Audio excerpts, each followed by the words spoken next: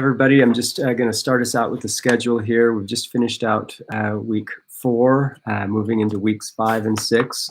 The key things that you're going to be spending time on with the readings this week is to follow the references. So the references that you chose back in here for the Calansis and Cope Literacies book, that should be the main reading for weeks 5 and 6 for you.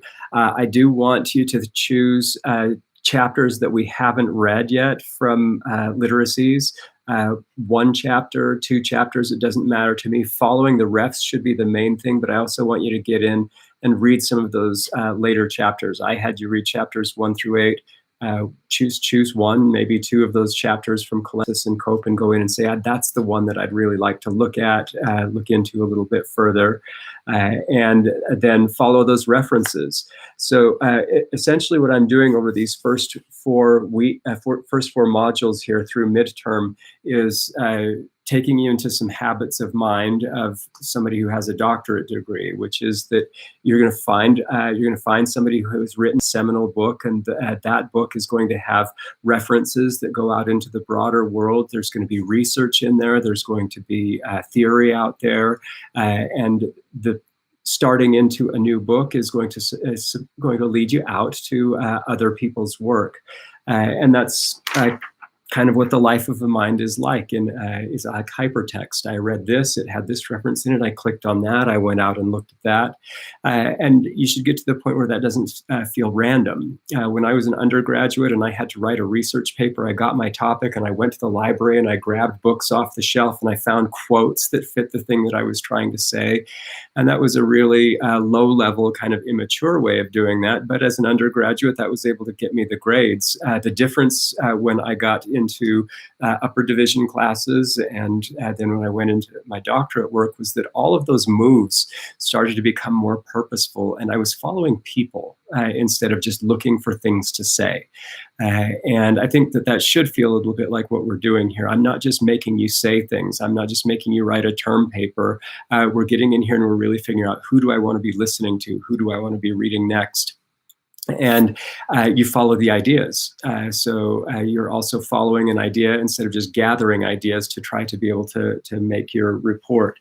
So I hope that's a habit of mind that's coming out here. It's something that you may have already been doing. Most people follow an author and read the next book by that author or get a recommendation for someone. So it's not completely unlike what we do in our free reading, but hopefully something that is developing a little bit for you in this class as well as your other doctoral classes. One of the things I'd like to emphasize right now, and I've mentioned some of this before, is that there is a huge shift in the way that language is approached in the literacies book, and also some of what you're going to read in David Olson's World on Paper. And one of those shifts is right here. This is a metaphor for what language is, and it is a huge shift away from the way people looked at language for thousands of years. For thousands of years, philosophers were talking about language much the way Aristotle talked about it, which is that language is made up of propositions, and our work in philosophy, understanding the mind, is to understand whether those propositions are true or false. And theorists for thousands of years debated the truth or false of a proposition. And one of the most ridiculous ones that people just went around and around on is, okay, shall we say that the squirrel goes around the tree, or that the tree goes around the squirrel?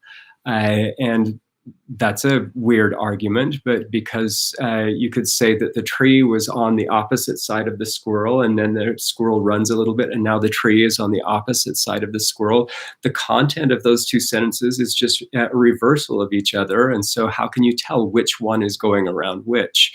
And this went on and on, this kind of philosophical mire of people debating the truth and falsity of propositions or sentences until the mid-20th century and the late 19th century. The pragmatists in the late 19th century came out and said, well, it doesn't really matter which one is going around which one has the more interesting result. And pragmatism took the idea that it was the effects and the purposes of things that mattered, and not so much their truth or falsity. That's not to say that assessing the truth and falseness of a proposition isn't important, but it's only one way of looking at things. And I think that's the contribution of all of those ancient philosophers, is they gave us little slices of the way that we should look at thought and language, but only some of those little slices. So it's not that they're not useful, it's that it's only part of the picture. So in those intervening 2,000 years, the theory of communication was impoverished, because if you viewed language as only a matter of sending things out there that were true or false, then your view of language was very much the metaphor of sending letters. I am throwing things out there into the world, and then they're out. And then I wait and see if people assess them as true or false, blah, blah, blah. And that idea of communication being the sending of messages is really low level. It only accounts for a small part of what we do. And so in the 1940s, I'm just going to pull up the important book here. John Austin, an American philosopher of language, came up with this idea of speech acts. And what he found was that in almost every case that you look at language, somebody is saying something, they're trying to do something. And he didn't see that at the beginning. At the beginning, he just saw that there was this whole set of different kinds of language where you weren't using language to communicate with something, you were actually using language to commit an act. So, for example, when somebody is standing on the court stand and they swear them in and they say, I swear to tell the truth, the whole truth, and nothing but the truth, their language is a commitment, something that they're doing. That swearing is a thing that's actually being done. And Austin noticed that in a church, when a priest says something like, I baptize you in the name of the Father and the Son and the Holy Ghost, that the person actually is baptized at that point. It's a social contract, a social arrangement, but the language isn't intended to send a letter to somebody and say, here's the message, you need to trust that it's true. There's that little bit of element of that to it, but the idea behind speaking the thing is for people to walk away and say, that baby is now baptized, and so on. Similarly, he noticed that when Queen Elizabeth takes a bottle and smashes it on the front of a ship and says, I hereby christen this ship, and so on, gives the ship a name, she has actually named that ship. So everybody that's there understands the who, the where, the when, the why, and the how. And if all of those things are understood to be true, then language commits the act. And you don't have to do some other thing. Of course, there are the little niceties like smashing the bottle on the prow of the ship and so on. So all of the conditions have to be satisfied for the language to be doing what it wanted to do. So in the next 30 or 40 years, Austin and his graduate student and colleague, John Squirrel, worked out an entire system of looking at language in terms of what is it trying to do. And by the time Squirrel was writing books later on, he found that most of the speaking that we're doing, we're actually trying to commit an act, but we don't always have this little word, which is I declare, or I baptize, or I christen, I swear. Or we don't always start what we want to accomplish with our words by those speech act declaratives.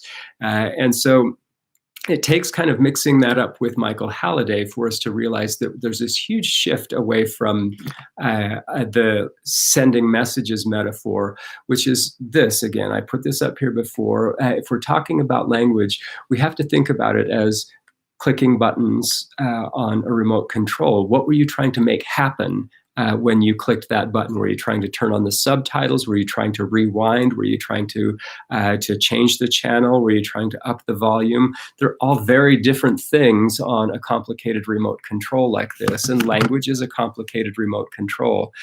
So that Halliday, when he put his spin on these speech acts, got fairly clear that there are about 7 types of things that people are constantly trying to do with language, and representation of of the factual world, just saying the way things are, is that old Aristotle point of view, and that's only 1/7 of the things that he tried to put out there for us. And those functions of language, I think, are in the textbook, but they're many. So we try to get other people to do things with our language. That's the regulatory function, and that's what babies do. Not when they're first infants. When they're first infants and they cry, they're merely expressing their personal function. So it's like they're telling you, I feel horrible and I'm crying. But within about a few months, they start realizing, oh, if I do that cry, it gets me my milk, or it gets me my blanket, or it gets my diaper changed. And so they hit that cry button repeatedly, knowing that it makes things happen out there in the world. So what starts out as an expression of personal feeling, which is one of Halliday's functions, becomes a regulatory function as well, which is I still feel horrible and I'm going to express myself, but it's also a remote control that gets me the thing that I'm looking for. It's also another function that grows out of infancy that way is the instrumental function, which is that we use language to get the things that we want and need. And so we don't always have to control other people to do that, but we often use our words to get the things that we want and need. So another function that grows up over time is the interpersonal function. We realize that once we get other people doing things for us, that we get sort of a reinforcement out of that, because humans are pack animals, we're higher mammals, and we tend to crave that interaction with our other people. And so we start to use this remote control to get people to talk to us and do things with us and become interpersonal and have those social interactions. Finally, a couple more abstract ones grow up out of all of that behavior. After many years of doing that instrumental, personal, interpersonal, regulatory functions of language, we grow into a couple more functions. One of them is the heuristic function, which is that we start to use language to solve problems. So when we lose something, we start talking about it, and we start talking to other people about it. Where did I put my keys? I think that I set them. No, I didn't put them there. Maybe they're still in the car. So we start using language to solve problems. And once we realize that language solves problems and gets us all of these other things, we also then start to use language to make up new things. And when we start making up new things and imagining things, that imaginative function starts to emerge. And so I'm just going to put this up here one more time. This is a fairly simple remote control, but if you think about all of the buttons and functions that are on here, it's a pretty good metaphor for what language actually is. There's only one of those functions, the representational function, that is for sending true or false messages. So communication, not a great metaphor. Remote control, functions, those are good metaphors for what language is. So think about that as we get into these next chapters. And the projects that we work on in the second half of the semester, we'll want to kind of pull in some of these ideas about what reading and writing are, what literacy is, how we use signs, when we switch back and forth between modes, when certain people in their social situations are arranged the right way to either be able to make those functions or purposes happen, or when their signals get blocked.